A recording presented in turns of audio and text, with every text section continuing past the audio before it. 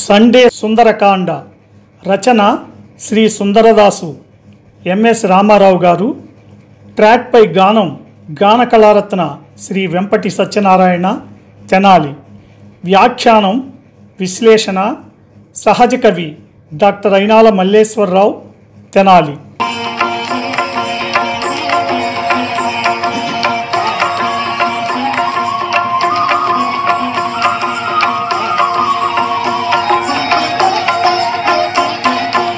శ్రీ హనుమాను గురుదేవులు నాయద పలికిన సీతారామ కథ, నే పలికెద సీతారామ కథ.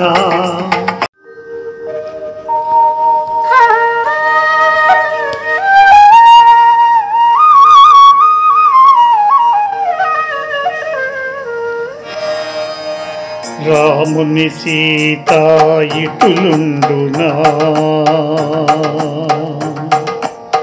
రాముని సీత ఇటులుండునా, రావణు జేరి శయనించునా, రాముని బాసి నిదురించునా, పూజించునా, భూషణముల దాల్చునా, పరమ పురుషుని రాముని మరచున, పరపురుషునితో కాపురముండున, సీత కాదు కాదు కానే కాదని మారుతి వగచుచు వెదకసాగెను.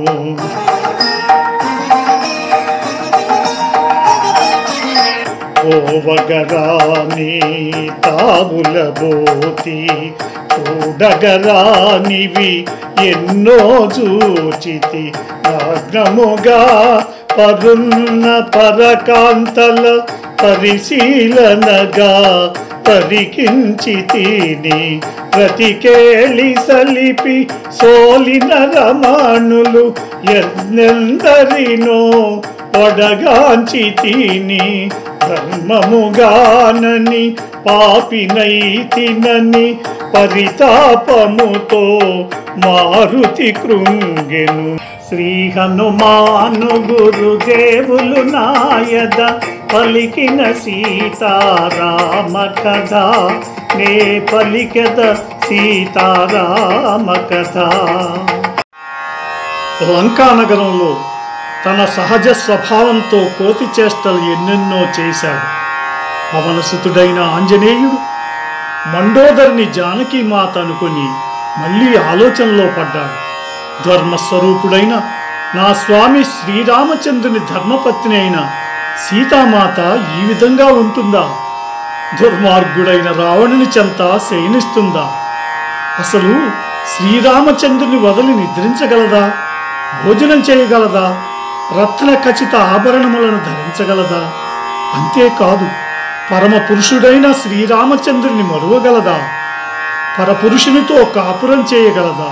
అయ్యో, నేనెంత భ్రమపడితిని! పాపము ఉపశమించుగాక.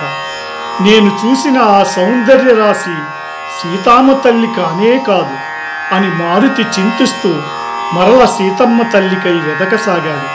అవుదా, పోరాని తావులకు పోయి తిని కదా, చూడరానివి ఎన్నెన్నో పాడు దృశ్యాలు చూసి తిని కదా, నగ్నముగా పడుకొని ఉన్న పరాయి స్త్రీలను పరిశీలించి మరీ చూచి తిని కదా, అంతేకాక శృంగార క్రీడ జరిపి జరిపి అలసి సొలసిపోయిన రమ్యాతి రమ్య కాంతలను చూచి తిని, అయ్యయ్యో ధర్మము కాంచని పాపినైతిని అనుచు పరితాపంతో బాధతో లోలోన కృంగిపోసాగాడు ఆంజనేయుడు.